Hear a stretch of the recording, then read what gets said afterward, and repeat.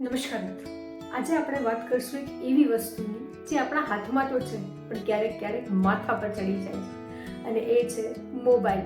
Mobile વગર આજે પાણી પણ ન પીવાય એવી હાલત છે. જો મોબાઈલ ખોવાઈ જાય તો ધબકારા વધી જાય, પણ જીવનના ધબકારા એનું કોણ ધ્યાન રાખે? ફોનમાં લો બેટરી આવે તો લોકો ચાર્જર શોધે, પણ મનમાં લો બેટરી આવે તો લોકો સ્ક્રોલ કરતા રહે. મોબાઈલમાં જેટલા એપ્સ છે એટલા જ જીવનમાં લોકો. કેટલાક મદદ કરે તો કેટલાક હેંગ કરી મૂકે, તો કેટલાક માત્ર જગ્યા જ રોકે.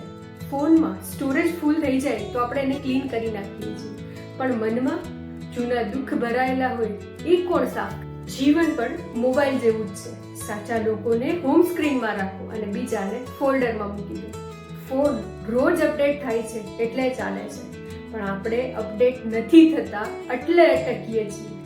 એક વાત યાદ રાખજો, તમારું મન જો સાયલેન્ટ મોડમાં હશે તો જીવનનો વોલ્યુમ ફૂલ વોલ્યુમમાં સંભળાશે. બધા ફોનને તો ચાર્જ કરે છે, તો પોતાના મનને ચાર્જ કરવાનું એ જ ભૂલી જવાય છે. તો થોડું હસો, થોડું સ્વયંને સમય આપો, થોડું આગળ વધવા માટે નિર્ણય લો. જો અમદાવાદના ટ્રાફિક કરતાં પણ તમારું મન ઝડપથી ચાર્જ થઈ જશે. ફોનની સ્ક્રીન શટડાઉન થાય તો ચાલે, પણ આપણા સપનાની સ્ક્રીન ક્યારેય શટડાઉન ન થવી જોઈએ. મોબાઈલ એક સાધન છે અને આપણું જીવન એક સફર છે. સાધન બદલાઈ શકે છે, પણ આપણા જીવનની સફર સુંદર જ હોવી જોઈએ. પોતાને સમય આપો અને પોતાના સ્મિતને આ મોબાઈલમાં ક્યારેય ભૂલશો નહીં. જીવન મસ્તી ભરી અને શાંતિથી જીવો.